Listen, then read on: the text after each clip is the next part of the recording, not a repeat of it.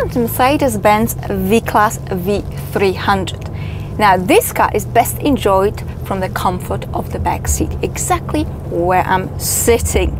Now we've got 5 seats back here, but this is the row you want to be. But this one is not so bad.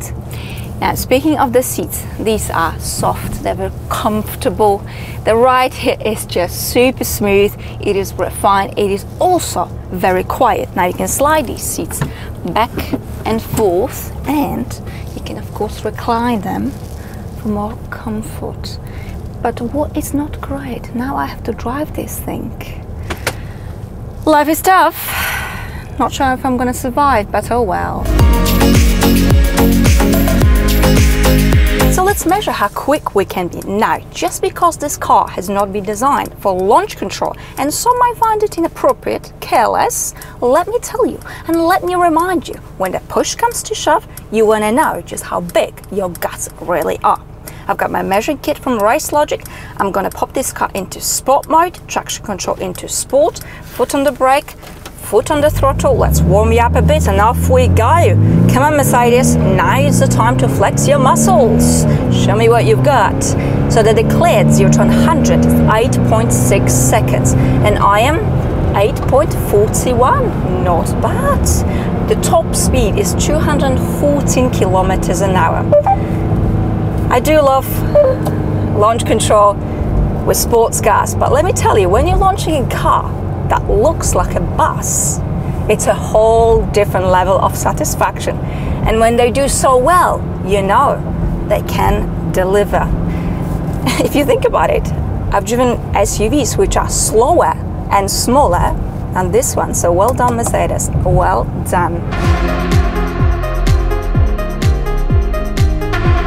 Let's have a look what we've got under the bonnet. A 2-litre 4-cylinder turbocharged diesel engine which pumps 237 horses, 500 Nm of torque. This is a 4MATIC, which is Mercedes-Benz terminology for an all-wheel drive system. So power is being sent to all 4 wheels, nice and safe in all weather conditions. And that is enough about the numbers under the bonnet. So as a driver, you will have a very good life here because this car is very comfy. The suspension absorbs the vast majority of bumps and imperfections. It is not tiring on long distance journeys. Now, as you trot around town at low speeds, this car is relaxing, it is quiet, it is refined. Then you hit a motorway, pick up a bit of speed, the comfort does continue. But because we're riding on 19-inch wheels, you will pick up some tire noise, but it's not bad at all. Now, this car is a perfect candidate to be the noise victim. Just sheer aerodynamics due to its size and its shape, but somehow Mercedes has managed to balance it so well is that you hear very little wind noise. All in all, it is a lovely, relaxing long-distance cruiser. Alright, let's check the boot space. So the tailgate is quite big and heavy, but so is the car. So we have 1030 liters of space. The shelf here is optional, but it is also very practical. You open it, you've got some plastic boxes for more storage, lovely, but you can also lift this shelf to get more taller luggage space. The floor here is completely flat, which means you don't have to lift items in order to put them in and take them out. And that is enough about the boot space.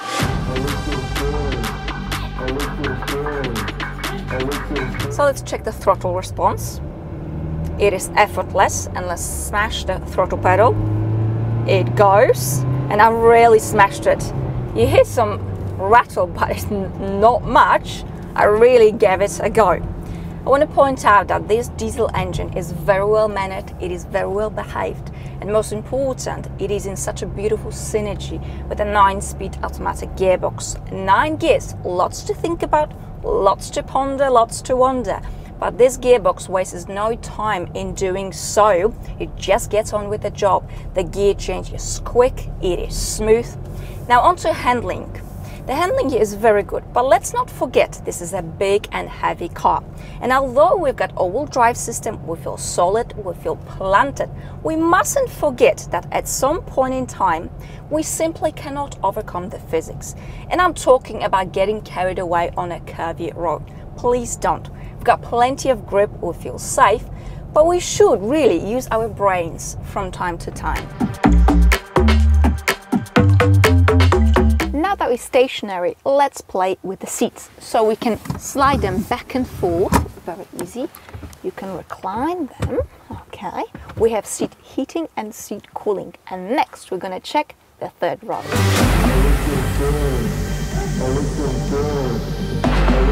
So initially I thought that this row of seats is not so great, but I have been proven wrong. I have adjusted this seat for my height, which is just over 1.7 meters, 5'7", and I still have a very good legroom, very good headroom. I do love these panoramic sunroofs. What about the middle seats? Let's check that one. Actually, these three seats are equally as good. They're not cooled, they're not heated, but the leather here is very soft, and safe to say you can carry 3 medium-sized adults, 2 adults here, even big adults, and 1 more all the way in the front. And this is what it's called practicality.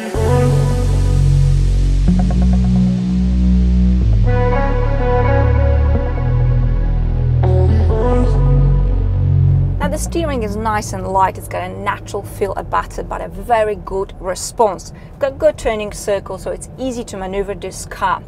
Now, as much as I'd like you to think that I'm wonderful and very capable of driving just about any vehicle on this planet, truth be told, this car is very easy to drive and very easy to handle. The only thing is getting your head around the height, and once you get there and it's not hard, it really feels like driving a big and heavy SUV. But here, you're sitting higher up, so you've got really good visibility all around, and of course, you've got the high-tech cameras to monitor every step you take.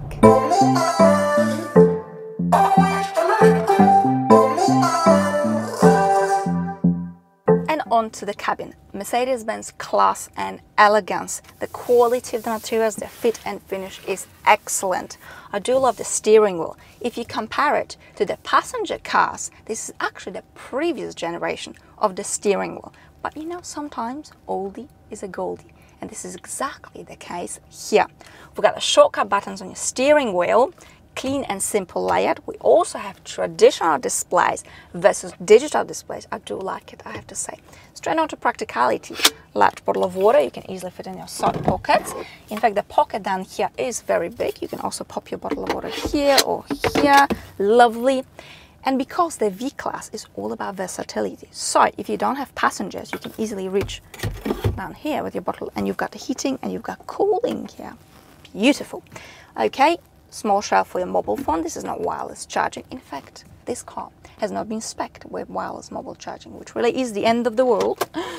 How could you have done this to me, Mercedes? Anyway, we do have 2 USB-C ports down here, more storage, and you even have a small fridge. You can't quite fit in a large bottle of water like this, but you can easily fit small bottle of Coca-Cola Zero or another healthy drink that you have in mind.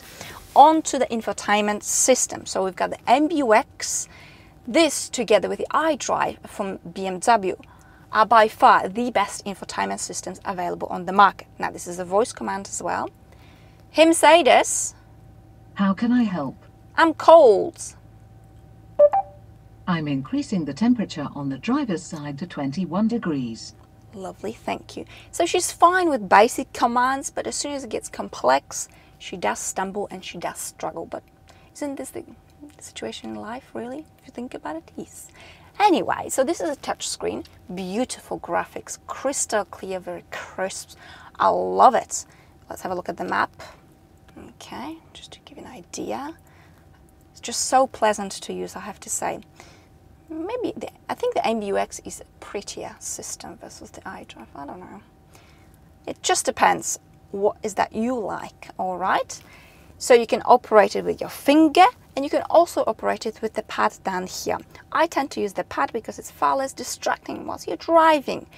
So you can pretty much do everything with the pad that you can with your fingers. You've got the shortcut buttons here to open the door on either side. Beautiful. What else do we have down here? Climate control. Got traditional buttons. Unlike some manufacturers have decided to get carried away with sliders, not here. Here, every single button serves its purpose. I like that. Very Germanic, very organized. This is exactly what you need in a car. I want to show you the cameras. Okay, different views. There you go. The cameras are really good. 360 degrees. So you've got that, but actually this car is not hard to park. I'm actually quite amazed just how good the cameras are. Lovely. All right. You've got the ceiling, in fact, all the way. The area down here is all Alcantara, beautifully finished. Actually, it really, in many places, it reminds me of the S-Class. So this car looks very elegant from the outside, but the charm really comes in as soon as you hop into the cabin. People's comments are, wow, this is beautiful.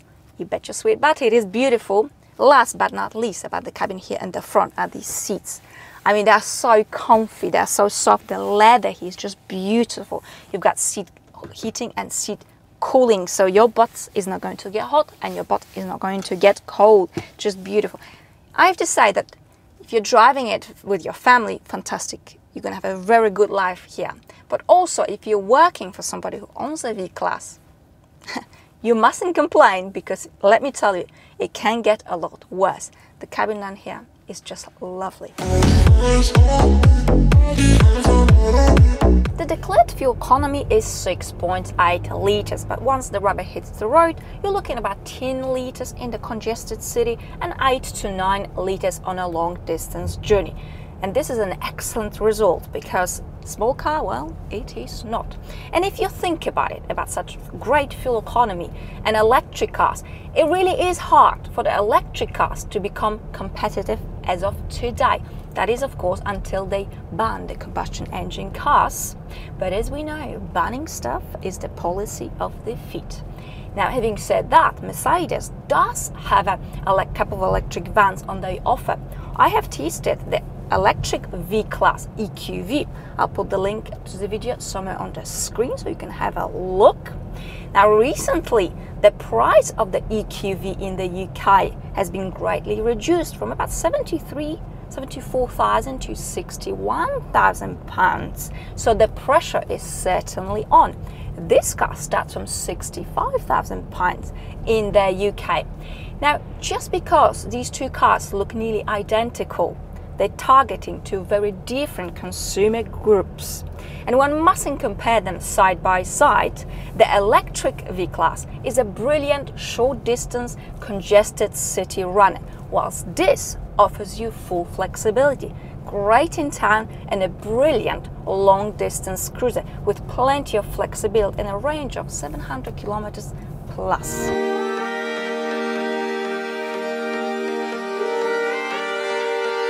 You know, I actually really like the V-Class. You know why? Because this is a car with purpose. It is a luxurious people and luggage carrier. Nothing more, nothing less. No pretenses. You get exactly what you pay for. So back in the day, the V-Class used to be just a business car to shuffle people to and from the airport. But now times have changed because of the situation. Let's not get into it. But it has now become a family car. That's because we fly less and we drive more. And let me tell you, once you have sat here, you're gonna hop on the plane, business class will feel like utter shambles, and the economy will feel like a complete end of the world. If you're looking for luxury, comfort, a great deal of flexibility and practicality, look no further. And this is why I love the V-Class. Both driving it and being a passenger. I love it for the freedom it gives us. And is it all what life is about? Exactly. And that's it for today. Thank you so much for watching, and I shall see you all very, very soon. Bye. Bye. Bye. Bye. Bye. Oh, bye, bye, bye. Bye, bye, bye. I'm done. Yeah. Let's have Really? Let's have a look what we've got under the bonnet. Well, when we open the bonnet, oh yeah, okay. Let's have a look what we've got under the bonnet. Really? Bah, okay.